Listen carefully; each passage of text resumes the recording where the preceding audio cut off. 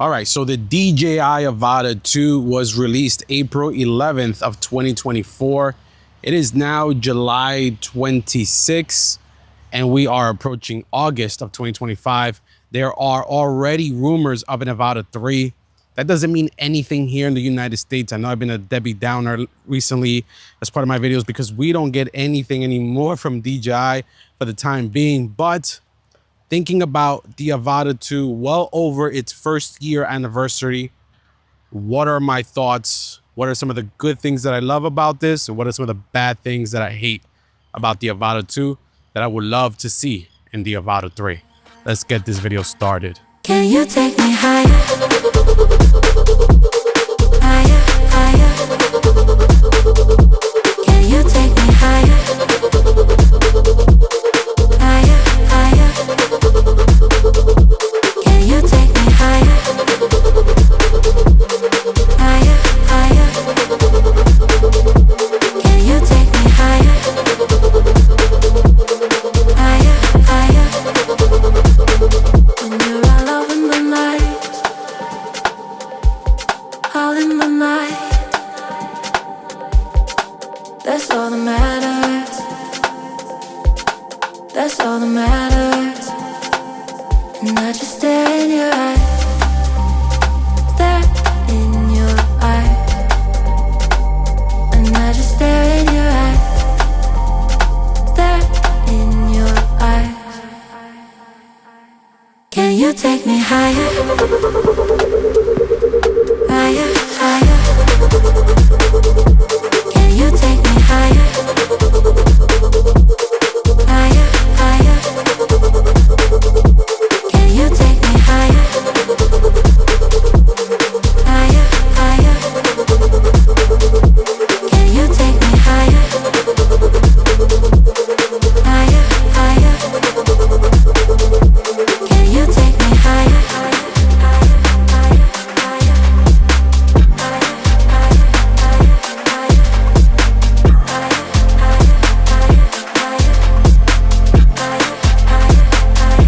Can you take me higher?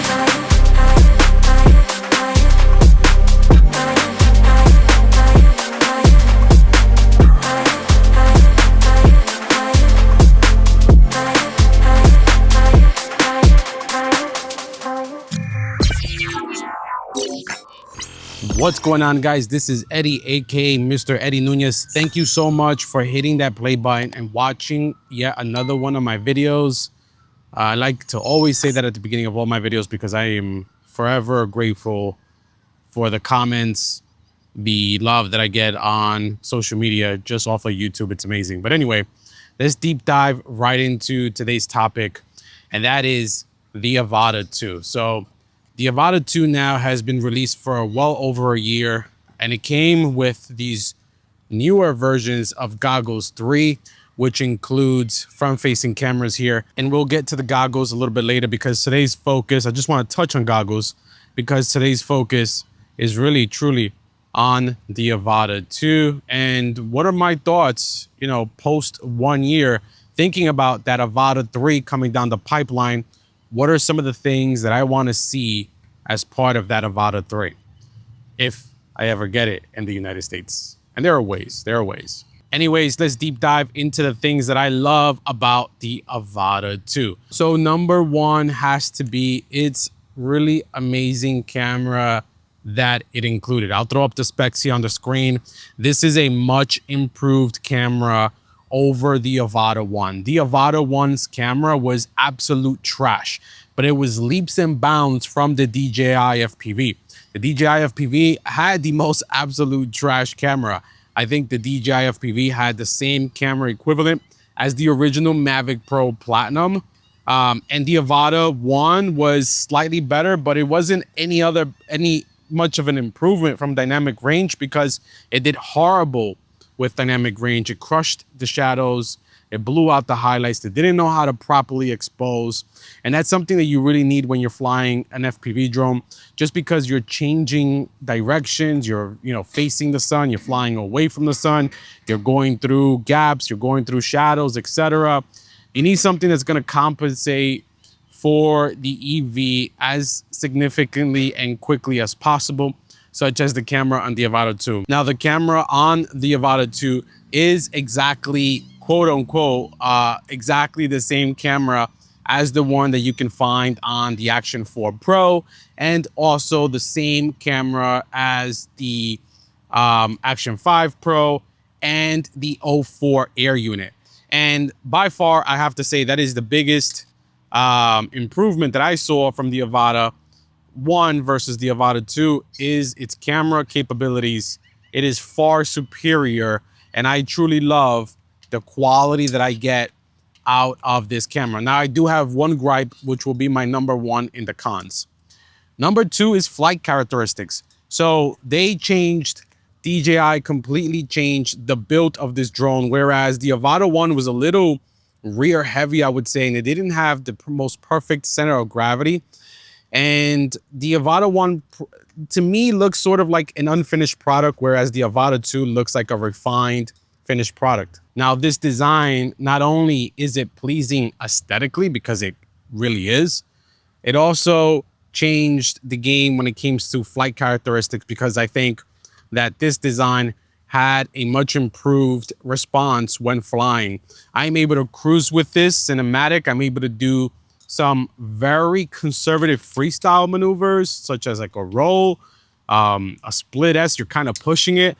But this Avata 2 is very capable.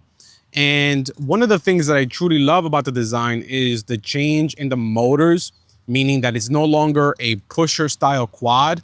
It is now a regular motor, like, you know, air just sucks in through the top and comes out the bottom, versus pusher style, it is reversed, right?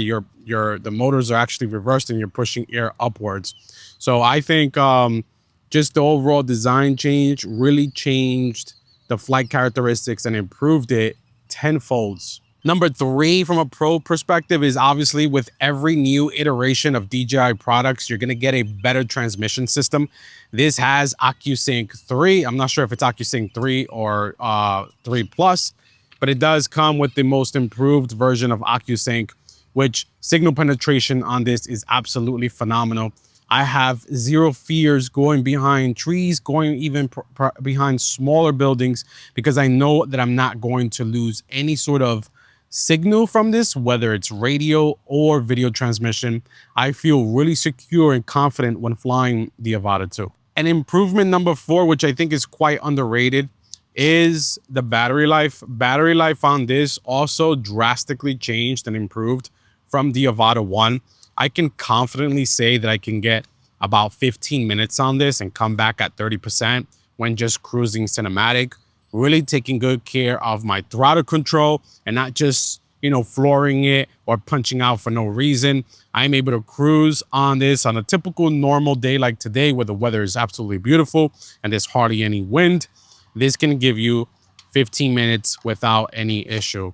And a cool hack that I recently learned, or, you know, kind of went through now that I'm on the subject of batteries, and it has nothing to do really with improvements, because you can do this with any DJI drone, is that I did buy the Fly More package. So as you know, the Fly More package comes with its base where you can charge 3 batteries at the same time, but it doesn't charge simultaneously, right? It'll do one at a time.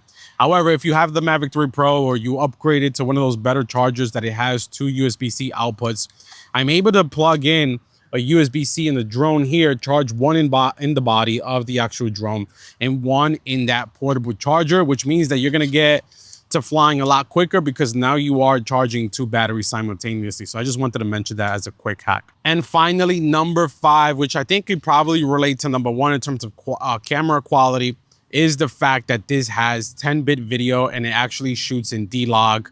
I think D-Log is such a game changer when you are trying to get the most dynamic range and really tweak your video to your creative style. Whereas the Avata 1 only had D-Cinelike as well as the DJI FPV.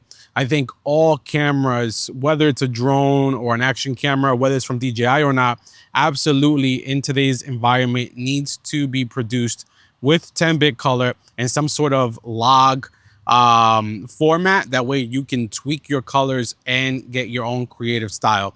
And for color grading, this is nothing complicated. I actually just stick to the DJI D-Log to Rec 709 lot made for the Avata 2, which you can find directly from DJI's website. All right, now I said 5 good things about the Avata 2 after using it for over a year. Now let's talk about all the bad things. And I think I have 5 bad things as well. So let's get right to it. My first gripe is with the camera. Now you're gonna say, Eddie, you just said the camera was the #1 pro of the Avata 2. Well, it is. But I think from the next iteration of whatever FPV drone DJI decides to release, I would like to see dual cameras on an FPV drone, and I'll get to the why in a second. So my good friend of mine, Capture Life Connection, Stevie Bronx, we were just having this conversation yesterday, actually, because it's something that's been bothering me for quite a while.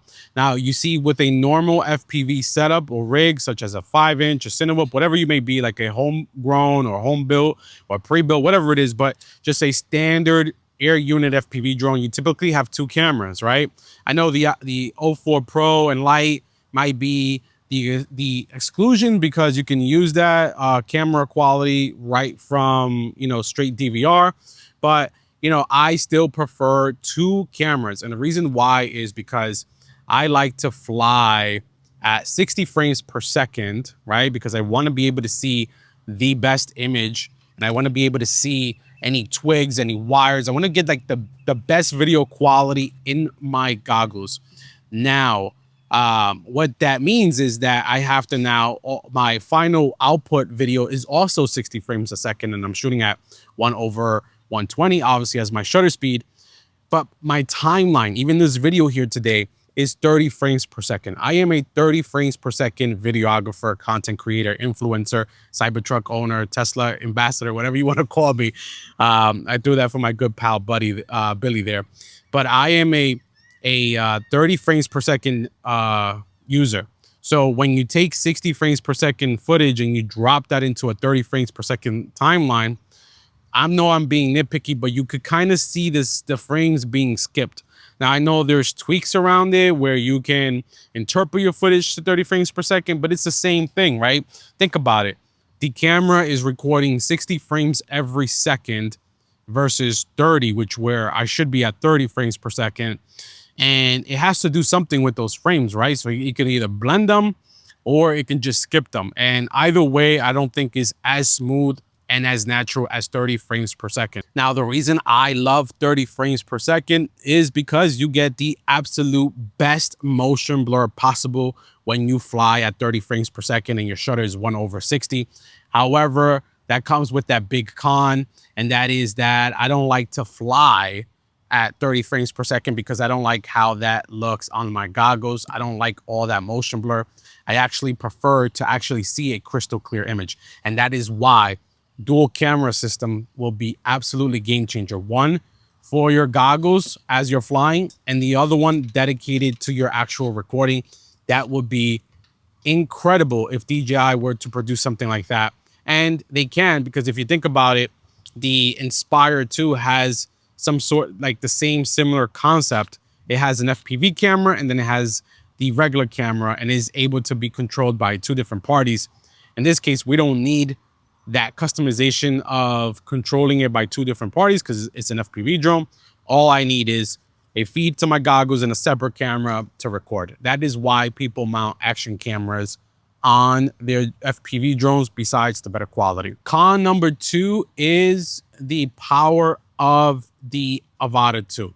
Now, this is far improved, as I mentioned earlier, from the FPV drone and the Avata 1. It is more powerful as the Avata 1. I don't think it's more powerful than the DJI FPV drone, but it's definitely more efficient than that FPV drone. But I know that this is a Cinewhoop, but there are Cinewhoops out there like the ProTech 35, if they still make that, the Cinelog, that has similar characteristics of a 5-inch FPV drone. And I would like to see that. I would like to see beefier motors, perhaps bigger props. I think that having a Cinewhoop that can mimic flight characteristics of a 5-inch is going to please all the DJI pilots that haven't really dabbled into the 5-inch realm just yet. There's a big difference flying an Avata 2 versus a 5-inch, and I would love to see DJI improve on the components and the tuning to get it as close to a 5-inch as possible. Con number 3 for the Avata 2, and this is just software wise, is all like the geofencing and all the restrictions. Now I know in today's environment, DJI has done a lot where you can update your FlySafe database, and I have on this to remove a lot of restrictions. However, there's certain locations that you still face issues with the Avata 2, and that's probably with all DJI drones in particular. So I'll bundle this as a DJI product problem, not so much a problem with the Avata 2. But I may be at a certain location where I need to fly. In fact, I was just recently in Dominican Republic, and I had an issue over there because I was at a beach. I had my drone, my filters, batteries, my goggles. What I did not have is a USB-C cable. And I needed a USB-C cable because it absolutely required me to connect to internet and sort of apply for that DJI authorization. Even though my FlySafe was completely updated and eliminated a lot of those restrictions, it still needed me to do that. I did not have a USB-C with me in my car or anywhere. So I spent that entire day without the goal of flying my Avata at the beach. And that kind of sucks. Like, those restrictions sucks. Like, if you're gonna DJI, if you're gonna remove certain restrictions, like, just clear it all up, right? Like, remove everything. Let the liability fall on the pilot that's flying it. In my instance, in the Dominican Republic, in the area that I was at, it was clear airspace. Sure, there was an airport relatively close, but it was still very far away. And when you look at their airspace map, I had clearance up to 400 feet to fly at that destination. In fact, I have flown there before, but now all of a sudden, my drone required authorization. The last con that I will share, and I think this is number 4, I lost count, but I don't think I'm getting to 5. But the last con I will share is that, and this is thinking future terms, is that in the next iteration of the Avata, I hope we do not get goggles. And this is where I'll mention goggles. Every time DJI releases a new product, where we have to then buy new batteries, new remotes, new components such as goggles. And it's quite a pain in the ass because someone like me, I'm a tech gadget hoarder. I don't like to sell things just because of the hassle of putting things on eBay or Marketplace, whatever it may be, and going through like that whole exchange of offers and denying people and counter offers, etc. I just don't have time for that, let alone go to a post office or a location to ship anything out. If there's a friend that's local that is interested in buying things, I would gladly sell to them, but not through like, you know, a Facebook Marketplace and just shipping something out where there can be so many fraudsters out there, so many scams, and so many uncertainties whether or not the product will arrive, or if it did arrive, whether or not they'll claim that the product is as, you know, as posted on Marketplace. And there's just a lot of scams. I'm not even going to get to it. There's just way too many scams. So with that being said, I know DJI relatively does a great job making things cross-compatible and backwards compatible. So we have seen, like, even the Avata 2 at the beginning was only compatible with the Goggles 3. And then they did introduce the other goggles. It should be upon inception, right? Like, I don't need Goggles 2 and Goggles 3. The Goggles 3 was a gimmick in terms of these front-facing cameras here. It's a joke. It's useless. I think it was a horrible mistake by DJI to even implement these. I could have been straight with Goggles 2, which I already owned. So had I known this upon purchase, I would have just purchased this and some battery standalone and just paired it with my Goggles 2. But you know, at the beginning of the release of this product on April 11th, 2024, that wasn't an option. You really had to buy the Goggles 3. And I then, of course, purchased the Fly More. So these are by far the best goggles I've ever used, especially because of this head brace here for your forehead. But it's an expense that I really didn't need. It's another gadget that I really didn't need because now my Goggles 2 just pretty much sit in my gear closet at home. So for the next iteration of the Avata 3, I would love to I would love to see the continuation of just using existing gear, such as the Goggles 3. I know that batteries might be, pushing it because battery technology is always going to improve, as well as the design, right? Like this is very unique to this actual drone just because of the design. So they may not be able to get the same sort of battery design for the next iteration. And I'm fine with that. But there's no need for new goggles every single release. And that's where I'm getting at. But besides that, those are all of my cons so far for the Avata 2 that I hope they take into consideration for the Avata 3. All right, so in closing out this video, I want to go ahead and reiterate that I freaking love the Avata 2. After I owned the Avata 2, I really kind of sort of gave up on the traditional 5-inch quads. I've purchased 03 quads. I even purchased 04 quads, and they're great to fly, but there's just something about the convenience of having and flying a DJI product that's just second to none. The transmission system, the ease of use, the components, the batteries, everything is just super easy. And the quality that's coming out of these now is superb compared to what we had in the past. So I just want to end there that saying the Avata 2 is a phenomenal drone. And even 1 year later, even if a DJI 3 drone was to come out, and I hope that the Avata 3, I'm sorry. And I hope that they do improve on the things such as a camera quality. I don't think we need better transmission. We might not even need better improved battery, although that it's always welcomed. I think that I think, and I'm going to speak for myself. I was going to say, I think we should be satisfied. I am satisfied. I'm satisfied with the Avata 2 1 year later. This thing like hits off all the buckets. We have to remember, we have to humble ourselves. Remember, this is a Cinewhoop style drone. So you're not going to really be able to do freestyle maneuvers, although many pilots actually do and find a lot of success with it. And if you so happen to crash and break this, it is very cheap to repair by DJI. And I know that's also a touchy situation because there's been tons of incidents now where refresh is no longer valid in the United States. Just the whole drone space is a total shit show here in the United States. So just fly what you got, be happy with what you got, take care of the equipment that you have. And we have some incredible stuff out there that we really don't need anything new. The Mavic 4 Pro was a perfect example of that, right? We didn't get it here in the United States. We're still flying our Air 3S. We're still flying our Mavic 3 Pros and getting the most absolutely beautiful, stunning images and videos we can possibly get. We're not on sets of $1 million productions here, right? We're not doing shoots for Netflix. We're just in a hobby space. And some of us even do it on a professional level, which I think these are all way more than satisfactory for either hobbyist or professional. So that's pretty much it, guys. Thank you so much again for, always tuning into one of my videos. Avata 1 year later, those are my thoughts. I hope you enjoyed it. And until next time, peace.